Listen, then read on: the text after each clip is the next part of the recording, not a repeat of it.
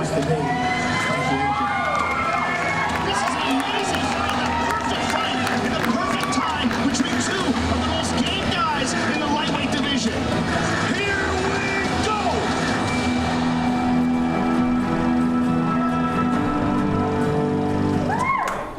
What's going on? Thank you all for being here at the Fillmore Auditorium for the UFC 150 press conference. I'm John Anik. All of us at the Ultimate Fighting Championship thrilled to be back in the great state of Colorado, the birthplace of the Ultimate Fighting Championship.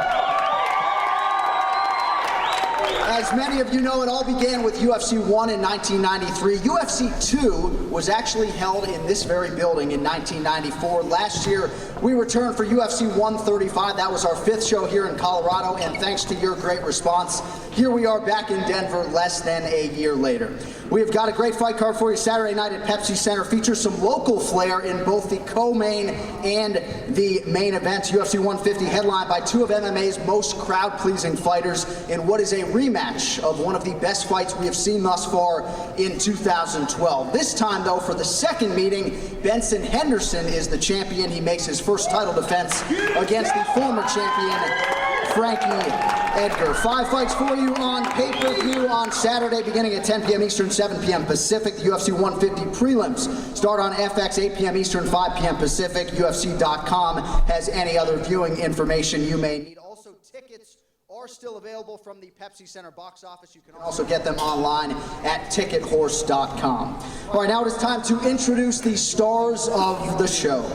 In the co-main event, we've got two friends and former training partners ready to throw down. One of the most explosive athletes in the division and 11-time UFC winner, Melvin Guillard, is here aiming for his second win in a 5-week span. He takes on a man who campaigned heavily to fight here in his native Colorado. He is a perennial contender, one of the most aggressive fighters on the UFC roster, and a 9-time post-fight bonus winner in the UFC and WEC, Donald Cerrone.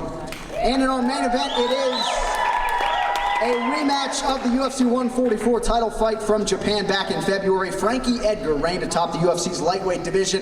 For the better part of 2 years, he is considered one of the best pound-for-pound fighters on the planet and has been involved in some of the most memorable and climactic fights in UFC history. Here, though, Edgar returns to the role of #1 contender against the Colorado Springs-born champion, Benson Henderson, who brings with him to the octagon some serious momentum. Henderson has never lost in the UFC, en route to becoming the #1 lightweight in the world. All right, now it is time to open it up for questions from the media. Microphones are set up. Time permitting, we will also get questions from fans. So media here in attendance, grab a mic. We'll start with John Morgan. If I could start with Benson, please. Benson, obviously a lot of times champions say they don't really feel like a champion until they've defended the belt, but we see the way you were received in the Korea and your popularity has grown. I'm curious, do you feel like the lightweight champion right now, or do you feel like you have to win this fight before you can really claim that?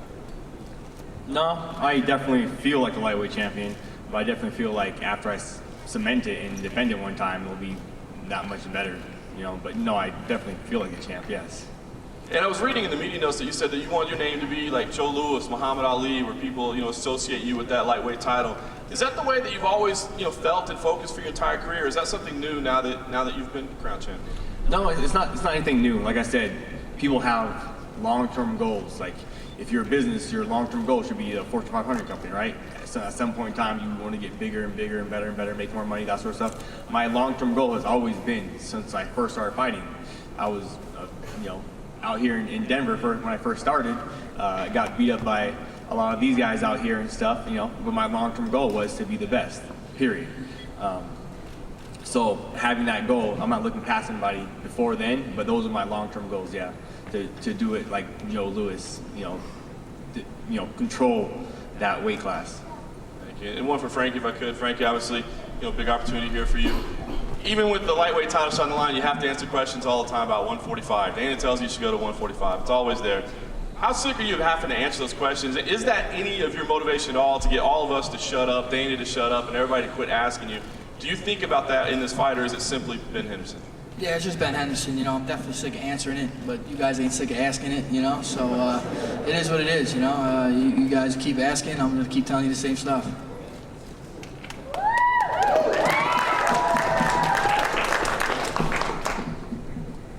Give Get it, champ!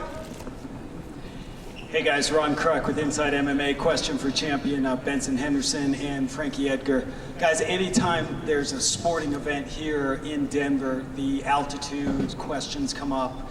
And I spoke with Cerrone a little bit about this. He definitely feels there's a home field advantage when you're used to this altitude. Could you both talk about your preparations in fighting here at this altitude, and have you both gotten used to it at this point? We'll start with Benson, please. Yeah, getting ready for this fight, we asked around, we asked all the experts how long it takes to get acclimated to high altitude, to high elevation. Everyone said, you know, a month is best. 2 weeks is too short. If you do like 2 weeks, your body doesn't acclimate, it really does nothing for you. They say 3 weeks is a nice medium in between. You can get acclimated, not fully already acclimated, but the best you can be for that short notice. So we decided to do 2.5 weeks in Flagstaff, Arizona. The elevation is actually 7,000 feet. And then the last week out here in Denver. So it'll be 3.5 weeks altogether for me at altitude. And Frankie? Yeah, I've been out here for a while. I trained in Colorado Springs last week, and I feel ready to go. You know, first got out here, felt it, you know, a little bit, but the past couple of days I've been feeling really good. And last question I got for Donald Cerrone. Donald, hometown guys, you get the fans behind you here in Denver. You know, John just mentioned it. Many believe that this is the birthplace of the UFC, UFC 1 and 2. What's going to be going through your head as you're walking out to the octagon? How special will this homecoming be? Yeah, hell yeah. Hopefully it's very special. Hopefully they blow the roof off the place, man. So I'm looking forward to go out there, put on a good show, fight of the night, and get some.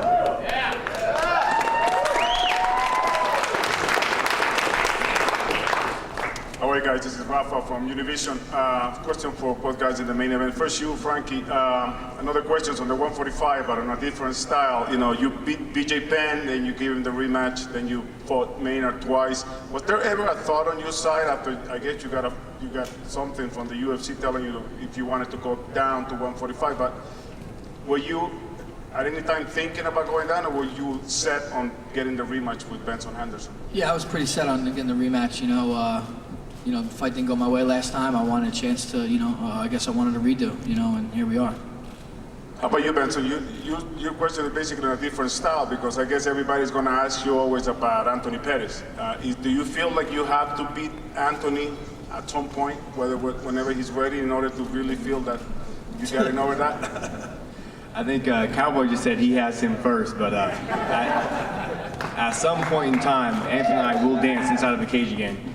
Before he retires, before I retire, we will dance inside of the cage again. That being said, it's on him, his job, to get to the UFC belt level. Yeah, it's not my job to wait for him or open the doors up for him. He's great. He's a great fighter. I take my hats off to him. I'm a big fan of his. But it's not up to me to say, oh wait, stop. This guy, he's next. He's next. That's not my job. My job is to beat whoever they put in front of me. How about for Donald and Melvin? When was the last time you guys talked to each other or talk about the fight, or if you ever talk about fighting each other while training? Yeah, I think we've talked about it many times while training. It's just like when we spar and play around. And like I said, when we first got the call, we called each other like, yeah, he's good, it's good. He's like, yeah, hell yeah. I said, cool, let's get fighting out, let's get paid, let's do this. He's like, hell yeah. So it's all about money to me and him, I think. I think we're on the same page with that, and we're good friends. But by no means is it going to hold us back. We're going out there, draw blood, and fucking get some, and then get paid, and then have a beer. I was actually on the first tee of the golf course when I got the call, and my manager would not tell me who it was, so I cut my golf game short, which I didn't want to, and ran to the office. I get there, I see the contract sitting on the desk, and I had to flip through 100 pages, UFC contract like that thing, and I see Donald's name, and I kind of gasped for air, like, really, dude? And he was like, yeah. I was like, how soon? He was like, next month in Denver. I was like, and we're going to Denver? I was like, yeah. I was like, all right. I said, well, the first thing I thought was, I guess there must have been some other people who said no to this fight. And quite frankly, I was right about that. It was about 3 people who turned it down. Donald's always been a great friend of mine. Me and my wife spend time at his ranch. And, the first thing I thought was, the least I can do is show up for the guy, that way he can fight in his hometown. But by any means, I didn't come to Colorado to lose. You know what I mean? I know what's on the line. All these guys up here have worn the armor, man. They've all been champions in top divisions. I'm the only one at this table that has not been a WEC or UFC champion, and I think it's time for me to join the elite. And to join the elite, you got to fight an elite guy in his hometown, and that's why I respected Donald enough to at least step up and fight me in his hometown, because I'm not an easy fight, and he's not an easy fight, and that's what this organization is about, fighting. It's not about, you know, the media and taking photos and photo shoots. That's not why we became fighters. We became fighters to fight, and I wish a lot of other guys in our division would step up to the plate sometimes and fight guys and stop running from guys.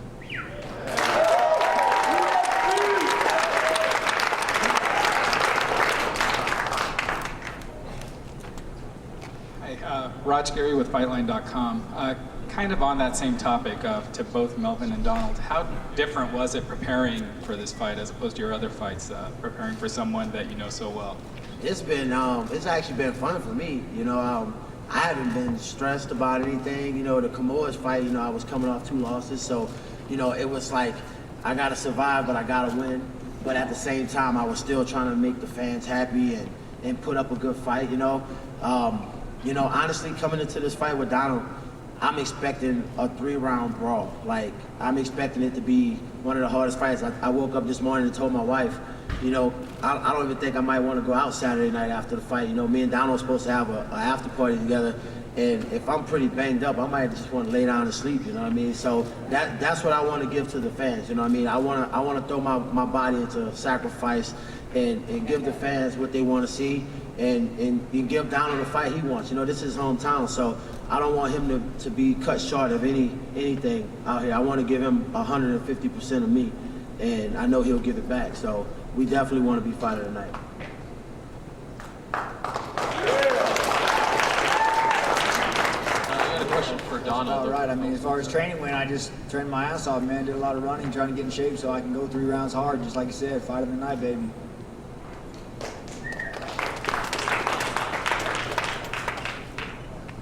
Question for Donald over here. Straight ahead, yeah. Is it true that you're not staying at the Fighter Hotel and that you're staying somewhere else by yourself during fight week? Well, I don't know about myself. I got my whole team. I'm staying. I got an RV. I'm staying in. Yeah. Where is that? That way I can hit the lake in between. Where is the RV located? Right down 6th Avenue in Golden. So are you staying in the RV by yourself and there are others around you, or is it a big RV with a lot of It's a big people? RV. We got 6 beds in it, so they're all in there. We all piled in there. How come I wasn't invited, man? I'm staying in the hotel room, you hanging out in the RV with 6 beds. Is that the first time you've done that during a UFC or a WC fight week? No, pretty much anywhere close. Like when I fought down in Phoenix, and every time I go to Vegas, we just bring the RV down and stay in there. I just like it better. UFC's okay with that?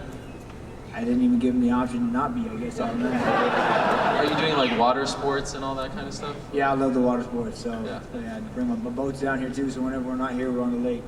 Okay, and I can't help but notice, you know, looking at you two sitting there, it reminds me of WC 53 when you guys first fought, and you know the WC connection there. Oh, we will fight again, don't worry about that. Do you guys still even talk about those days, about just being the underdogs in WC and all that, or is that over with now? For both Ben and Donald. No, we haven't talked about that really. We were just up there talking about how bad weight cut sucks, so that Ben's doing a lot better than me. So there's no fraternity, basically. It looks like WC versus UFC right now. I was thinking the same thing. Do you know the numbers on the WC guys versus the UFC guys? Anybody know the numbers on that? Somebody should look it up and find the numbers on the I think John knows, right? John, why don't you tell us the numbers? I know it's in the WBC's favor for sure. There you go. Okay, thanks, guys.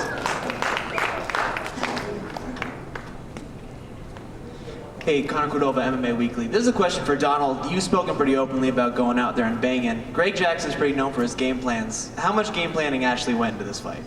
As far as my game plan with Greg, it's just go do what you do, and that's kind of the talk we had. And I said I'm gonna go out there and fight hard. You know, I don't really have a game plan for this fight that I've set up with Greg. I'm gonna go fight my ass off, and that's what I plan on doing. You know, I don't take steps backwards. I'm going forward the whole time, and I know Melvin knows that, and he's probably prepared for it. So we're gonna meet in the middle and clash. Nice. Now for Melvin, your headspace seems a lot more calm and poised and tranquil through this one. What has that cam change done to you, and what are your overlying goals from fight to fight to fight, just mentally for you? The only big significant thing that changing camps done for me was gave me a better opportunity at learning my ground game efficiently. I have a ton of great Brazilian black belts, and these guys didn't get their black belts in the mill. You know what I mean? These are some hardcore Brazilians, and it's been very interesting the last 2 months training with the guys, adjusting. But you know, there's not a day go by I don't think about my former teammates at Jackson's and think about Coach Greg. You know, it's kind of overwhelming sometimes. You know, there was actually points in this since I left where kind of back around March when I lost the fights to Lozon and then I lost to Miller. I started reassessing my situation of why I left. You know, and I would, you know, anytime I start thinking that way, I always consult with my wife because she always have the best answers for me. And you know, one thing about me, I've never looked back when I've moved on to something, and I had to adjust to a big change. It was like it was a big change for me, but I got through it, and I finally got me a win with the Black Zillions. A long train, tough, fought hard. You know, it was a hard-fought win, and you know, to turn around and fight a former teammate and great friend like Donald. You know, I'm an opportunist. You know. It's about the opportunities that are given to you. And the one thing I keep preaching to people is that in this weight division, you know, everybody's beating everybody. You know what I mean? There is no dominant guy. You know, we're all tough. We're all tough fighters, you know? So it's about picking the right fights. And I think right now in my life, you know, fighting Donald makes the most sense. You know what I mean? He's a tough guy. He's a former champion. And this fight's going to push one of us up, and it's going to push one of us a couple of steps back, you know, as usual. So I'd rather be fighting Donald than fighting some new guy that comes into the UFC and just banking and just getting the wing, because if I do that, then I got to deal with you guys being critical, saying that I can beat the newbie. So it's time for me to step up and fight the elite guys and win. Just one question for Frankie, please. Frankie, every time there's a new champion, we hear about, you know, there's more pressure, they have all these obligations. You've been through it, so do you think it's overrated? Do you think it's overblown, or is that something that you really think you have to deal with being a champion, defending the belt for the first time? You know, I think it's case by case. You know, it's based on the individual. You know, I don't know how Benson's handling it. I mean, you know, you definitely have a little more media, a little more attention on you, but you still got to fight. So I think it really comes down just to the fight more than anything. Question for Melvin. Melvin, you're just talking about, you know, your times down there with Jackson's, and I asked Donald this earlier, but I would like to get your take on it. How often did you guys actually train together at Jackson's, and how much of an advantage do you feel you have from that experience? Well, we trained all the time. You know, every day that we were in the gym, we trained together. You know, if it wasn't me and him slugging it, it was him and Leonard. You know, and him and Leonard sparring matches got a lot worse than me and his. You know, it got to where Coach had to pull them away, but that's just how they spar, man. And you know, before I got to Jackson's, I never would spar that hard. You know, and going up to Jackson's was the first time actually sparring with Cowboy. And then was when I really started to spar to my full potential. And there were a lot of times, man. You know, from the leg kicks, you know, I would go down, and Cowboy, you know, he's a tough guy, you know. And I had my days, you know, and that's just a day in the office, you know what I mean? But we never went in there to hurt each other. It seemed kind of hard, and there were times where certain licks were hard, but we never went in there to knock each other out. You know, this is actually the first time that we're gonna throw hands for real. You know what I mean? And you know, when you're in the training room, you don't get paid in there. So if one of us cut each other, or we break a rib, you know, from a knee, you know, now we're out. You know what I mean? So that would have been stupidity. You know, we were just making each other tougher. The similarities, you know, like I keep saying, you know, I don't want to be naive the same way Rashad did with John and think that Cowboy is not a better fighter. You know what I mean? I'm expecting different techniques, but similarities, you know, but I'm not going to be one-track minded to think that he's not a better fighter. Because if I do that, then it's going to be a night like John and Rashad. And, you know, and the last thing I need is to be going back to the Black Zillions with the same performance that Rashad gave with John. You know, I'm going in this fight to win, but win or lose, I'm going to fight hard, and that's my main goal: to fight hard, win or lose. Thanks. Final question I have for Benson Henderson. Are you going to mock anyone in the media for their questions today via Twitter? Just throwing that out there. I don't think today, no. Everyone's doing a pretty decent job. You guys are holding up to my standards, so I'm going to hold you guys up to higher standards. You guys hold us up to higher standards. I'm going to hold you guys up to higher standards. I want better questions, fresh questions, yeah? You're doing a good job, Ron. I like your style. Thank you.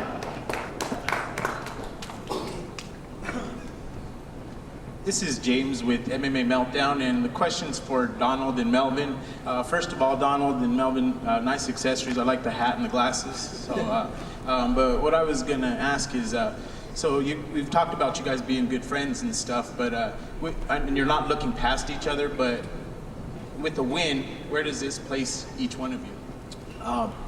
I keep saying to everybody, man, like at this point, losing the 2 fights, then winning a fight to a guy that wasn't really up in the rankings, I really don't know where I stand right now. The only thing I know is a win over Donald can put me back in the elite. I call it the elite 5. At least back in the top 5. You know what I mean? And after throwing down with Donald, I definitely, I've been begging for this rematch with Lozon, and I get highly criticized about it. But I don't care what anybody or any of you think about how the Lozon fight went. I rushed myself completely rushed myself. I was so overly excited because I was fighting in Houston, so a lot of things played into that. If everybody been seeing me all week, notice my demeanor's been real calm, real cool, because I don't want to get overly excited about anything right now. I know I'm expecting a tough fight, so, but I'm not looking past Donald, and people keep asking him the same thing. Are you looking past Melvin to fight Pettis? Honestly, I think Pettis was one of the guys on the roster to fight him, and he just said he wasn't ready, so, I was able to step up. Donald? Yeah, by no means am I overlooking Melvin, but a win over Melvin hopefully puts me in line with Pettis, that's a fight that someone did turn down, and so he's right on the track with that one, and I've been wanting to fight him for a while, so yeah. Well, otherwise, where it puts me down, I don't really give a shit, but Pettis is what I'm looking for. And then one for Benson. Benson, I hear you want to be like Michael Jordan, basketball. Of course, man. He's a GOAT. He's a GOAT. Do you play ball constantly? Oh yeah, I like playing basketball. I like to consider myself more of an athlete rather than just a wrestler or a fighter. I'm just an athlete. I can do all of it a little bit. Yeah, awesome. Great. For Cowboy and for Melvin, please. Obviously, you guys have both said that you've had conversations about this fight. You want to put on the fight of the night, kind of suggesting almost that there's a gentleman's agreement that this thing's going to stay on the feet, which I think we're all expecting it to.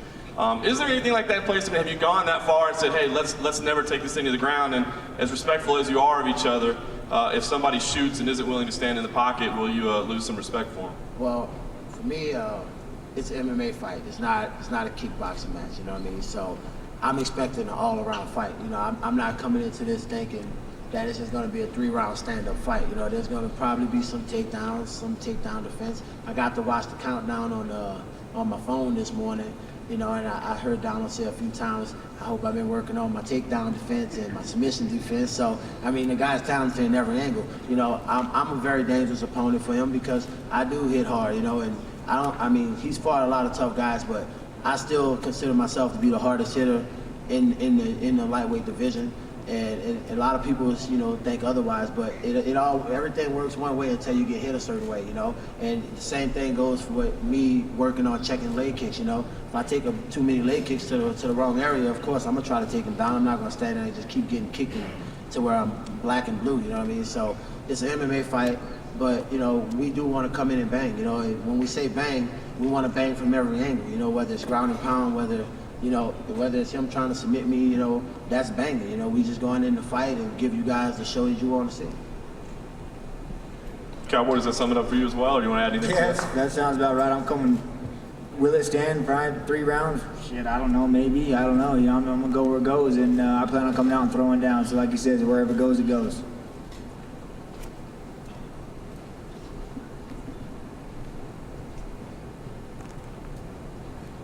Couple questions for Frankie. Frankie, this is your 3rd rematch in a row. Are you getting kind of sick of these things? What's your mindset towards a 3rd rematch? Is it kind of frustrating for you? Obviously, this is one that you wanted, but is it getting kind of old?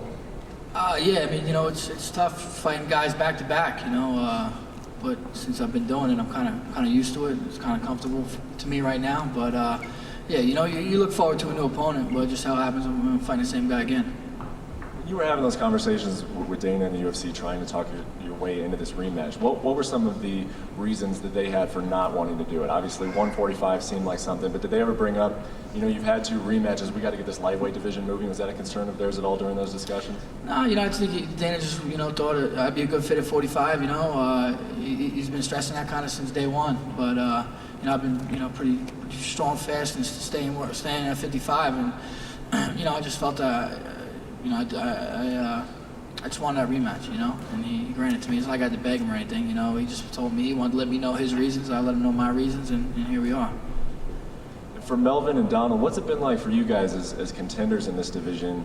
And it seems like the belt has just kind of been on hold for the last few years because he keeps on getting into these rematches. Is that frustrating for you guys at all? Have you thought about it? I feel like I'm turning into the middle-aged assassin, just waiting, you know. And for me, it's, you know, I've always been one of the guys to step up and fight anybody, and I want to fight as much as possible, you know. I don't like waiting 6 months to fight, you know, and the downside to that has been, you know, back when I had my 5-fight, almost 6-fight win streak, I probably could have waited, you know, but then, you know, I probably would have been broke by now.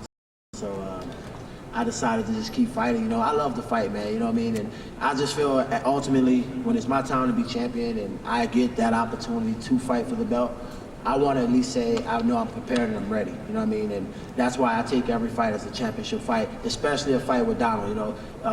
I've always looked up to Donald. He knew that when I got to Jackson's, you know. When I first met Donald, I was a little starstruck at first, you know. I was like, there's WC champion, you know, and I get to train with this guy, you know, and my wife was starstruck. She's sitting there just eye looking at him and shit, you know, but, but when you become great friends and stuff, man, you know, you just learn that, you know what, we're going to grind it. And I feel like this is a championship fight for me, man. This is a career deciding fight for me, man. This fight is going to decide if I can I compete with the elite, you know, or am I going to be one of those guys just floating in the pack that's fighting just to get by. I don't want to be that guy, you know what I mean? And, you know, I listen to some of the things you guys say in the press, and some things do bother me. It hurts me, you know, I have feelings too, but, you know, it makes me train harder. It makes me know what's out there, you know. I got to reach above and beyond, you know. Dana's always had my back. He's always thought highly of me, told me I got so much talent, and I feel the same way, but, you know, sometimes the dice didn't roll my way in certain fights, you know. I wish I had that Jim Miller fight back, but I don't look back. I want to keep looking forward, and the Donald fight is the perfect fight for me to burst through that placenta, you know what I'm saying? Donald, you got anything to say to the original question? I don't think we're waiting too long. I think Frankie deserved an immediate rematch, and I mean, I'm in nowhere to step up and say I'm in line for a title fight. So I just keep fighting until I get up there. Then maybe I'll complain about it. But until then, no, I think he's doing fine. Donald, are you even really motivated by a title opportunity? It seems like you're just happy to get good fights and be fighting on a regular basis and make money. I mean, are you even thinking about a title right now? The title means more money, you know, so I definitely plan on fighting for it. But as far as sitting and waiting like Pettis and hiding, no, I'm not going to do that. I want to keep fighting and try to make money. So.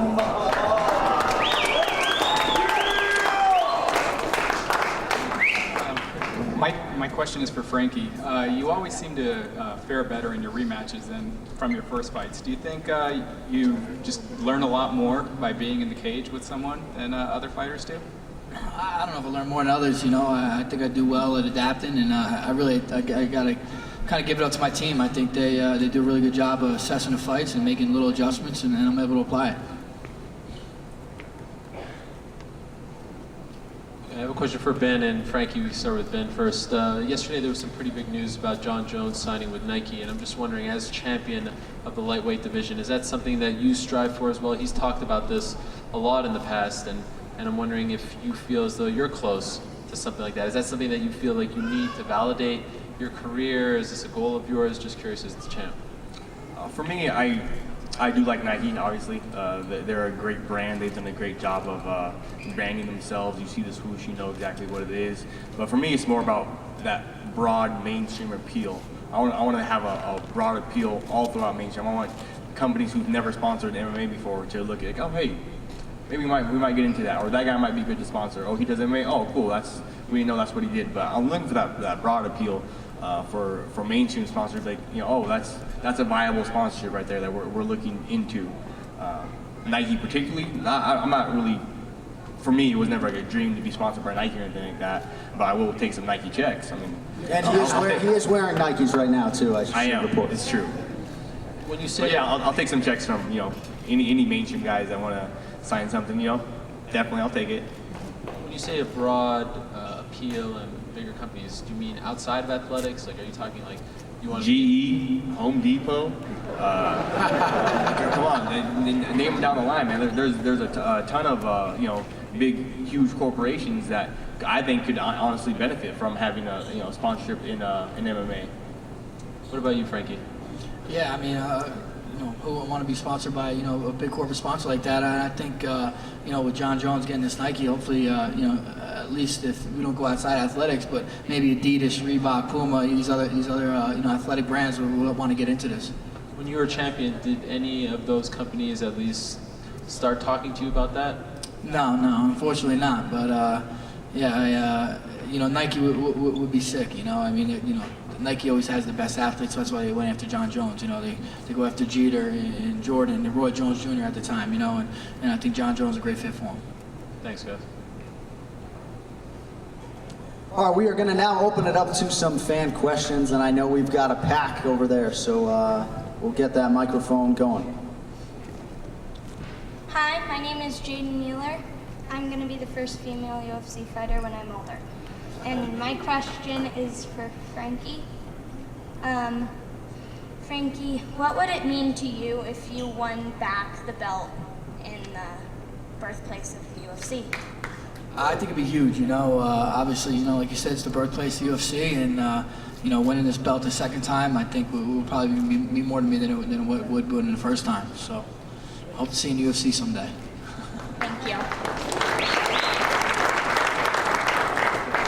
Hi, my name's Grace Ciccarelli, and my question is for John. We have had the first UFC here, the 150th UFC here.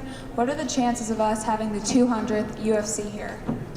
That's a great question. I wish Dana White was here to answer it for you. But yeah, I mean, I would think that, you know, if it's not going to be in Las Vegas, I would think Denver would certainly be a good choice. So, you know, I think it's a huge statement about this market that the UFC is coming back here with a pay-per-view in back-to-back years. So I think everybody here who's a UFC fan should be very confident that the Octagon will be making several trips over the next several years. So. My name's Dylan Thomas, and this question's for Frankie. I'm not a big guy, and I probably won't be one, but I'm a striker, and I was wondering which I should focus on more, wrestling or jiu-jitsu?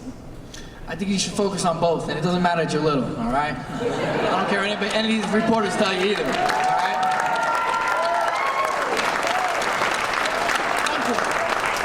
And you don't have to drop down to 145 no matter what they tell you. Hi, my name's Mariano, and this question's for Melvin and Donald. They're saying, well, you know, Dana's saying that obviously Diaz is going to be up next, so I'm wondering if, you know, that's going to bother any of you guys, or maybe if there's going to be a pre-fight between, like, whoever the winner is out of you two with Diaz. For me, nah, it doesn't bother me. I mean, Diaz is a great fighter, you know what I mean? Me and Donald unfortunately lost to him. But I'll go on record and say I lost to him pre-Greg Jackson. You know, that was when I didn't really have a team. So, you know, now that I've been affiliated with two great teams, you know, I've become a little bit of a better fighter in my book. I mean, at least I think so. Nah, it wouldn't bother me one bit. I mean, you know, he get the next shot. I mean, he well deserved it. You know what I mean? Right on. And I want to fight Pettis next. Nice. Cool, well thanks. I just want to say too one more thing. You guys have all been great. I mean, I've been up to the conferences, I went to the workouts yesterday and stuff like that, and you guys are great to the fans, and we appreciate it, and we appreciate UFC, and we hope you guys come here. Hey man, when we're done with this sport, and we do seminars and signings, you guys are going to come back around, and I'll be old, so, you know, I got to think of you guys now so y'all can think of me later, you know what I mean? See you at that after party, right? Yeah, right? All right, talking to me about that. I'll tweet you. I have a question for Cowboy and Melvin. I'm just wondering what it's going to be like the first time you connect with ill intentions rather than just training and that sort of thing. Second of all, I would also like to go to the after party to come hang out with you guys. I throw my first punch, I'm gonna just be like, please fall down. Like, just make my night easy. And then I just go won't down. every time the shit and get, baby, so back to lunch. Just make it easy on both of us and just fall, man. I got a question for everybody. I heard you guys talking about fighters ducking in the division. Is it safe to say we're all talking about Pettis? Is that how we were talking about ducking fights? Oh no, I'm talking about pretty much the whole stable. You know what I mean? It's, you know, Frankie's always got to have a rematch. You know, he has to keep fighting. You know what I mean? There's other guys out there to fight. You know what I'm saying? And you know, for the media and the UFC to know our division's so stacked, why are there more guys stepping up? That's my only thing. You know what I mean? Like a lot of guys are really playing it safe. You know what I mean? And you know, I'm sitting here today getting ready to fight my best friend because maybe 3 or 4 other guys didn't take the fight, you know what I'm saying? Like this fight's been planned long before my last fight, July 7th. So they already have these fights already matched up. So for me to be fighting a month later, that means some guys didn't step up to the plate and do their job, you know what I'm saying? Yeah. And would any of you guys be interested in fighting Gilbert? I'll fight anybody at 155, I don't care. This question's for Ben and Frankie. Dana White stated that the winner of this fight would face Nate Diaz. So without looking past what you guys have on Saturday, give me your thoughts on fighting him. Nate Diaz, he's a tough fighter. He's good. You know, he brings it every time he fights. I said it before, and I'll say it again. I don't think you guys really understand me. I want to fight everybody in the division. I want to beat everybody. That's it, man. One final fan question. Hey, my question's for Ben. Everyone's been talking about Frankie's weight, and you're saying you want to beat everyone in the division. Have you ever thought about moving up to welterweight? No, never really thought about welterweight at all. For me, 155 is my division. I want my name to be synonymous with 155 for the next, 10 years or 5 years or however much longer I fight. Welterweight. Have you seen those guys? They're huge. Yeah. They're ginormous. Big for lightweight. I'm big for lightweight. Have you seen St. Pierre in person? Check out St. Pierre in person. Tell me you want me fighting him. You want me to get beat up? Come on, son. Come on, son. All right, a good note on which to end. Thank you all very much for coming out today, taking part of your day. One more hand for the fighters. They will now square off for some photo opportunities. We will see you Saturday night for UFC 150.